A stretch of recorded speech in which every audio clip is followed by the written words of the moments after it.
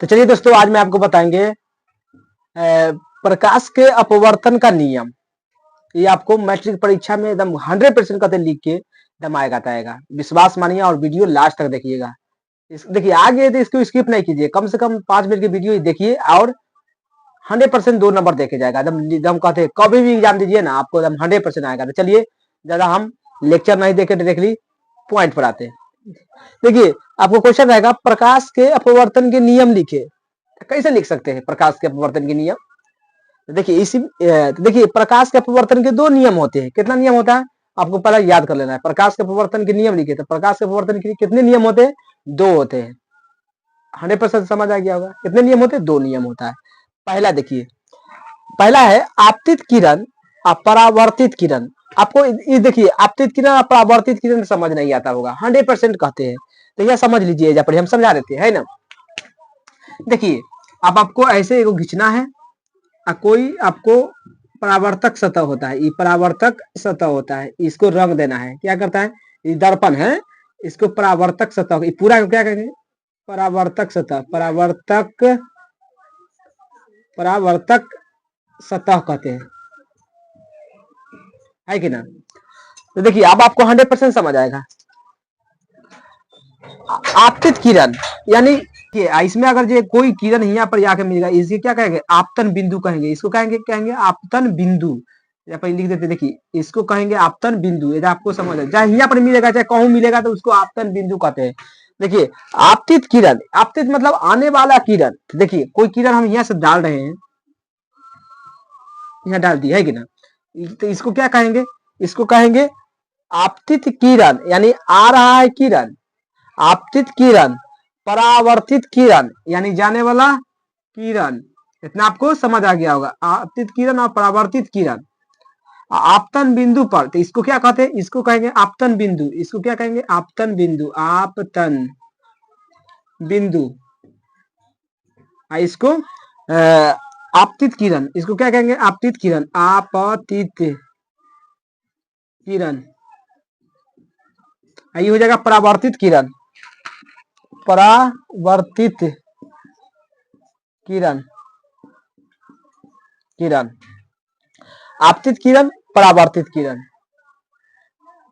पर खींचा गया अभिलंब।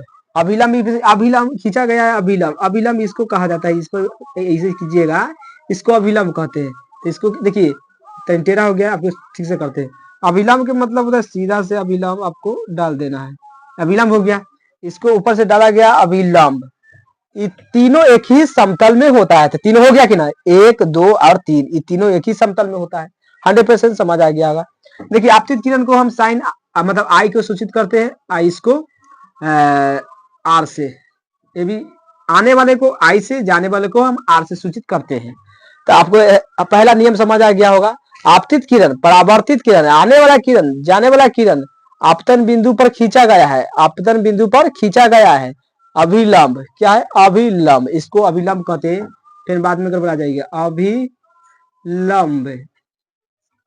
ये तीनों एक ही समतल में होता है। देखिए, ये तीनों एक ही समतल में होता है। 100% समझ आ गया होगा। दूसरा नियम, ये पहला नियम हो गया प्रकाश के परावर्तन के। पहला नियम आपको 100% समझ आया होगा। आपतित किरण, परावर्तित किरण तथा आपतन बिंदु पर खींचा गया अभिलंब, तीनों एक ही समतल में होता है। पहला नियम आपको कंप्लीटिंग। दूसरा, प्रकाश के आपतन कोण मतलब ज्यादा साइन तथा अपवर्तन कोण साइन का अनुपात का नियतांक होता है। तो देखिए, आपको दूसरा नियम देखिए, इसका नियम होता है साइन आई बटा साइन आर। ये आपको स्नेल का नियम होता है। यह स्नेल का इसको कहता था, स्नेल का नियम।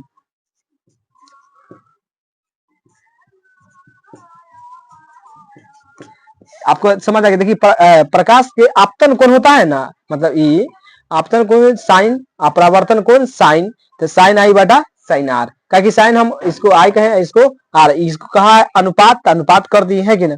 अनुपात करने के बाद आपको नियतांक होता है। अब आपको समझ आ गया होगा, 100% समझ आएगा। फिर से समझा देते हैं कि ना। देखिए, कहेगा प्रकाश के अपवर्तन के नियम लिखे। नियम क्या है कि ना, तो आप लिखिएगा आंसर में। प्रकाश के अपवर्तन के 2 नियम होते हैं। एक में आपतित किरण, परावर्तित किरण तथा आपतन बिंदु पर खींचा गया अभिलंब तीनों एक ही समतल में होता है। पहला खत्म। दूसरा, प्रकाश के अपतन कोण होता है ज्यादा साइन तथा अपवर्तन कोण की ज्यादा साइन अनुपात का एक नियतांक होता है। तो दोनों का अनुपात करेंगे, इसको साइन आई कहिए, इसको साइन आर कहिए, तो साइन आई बटा साइन आर। 100% समझ आया होगा।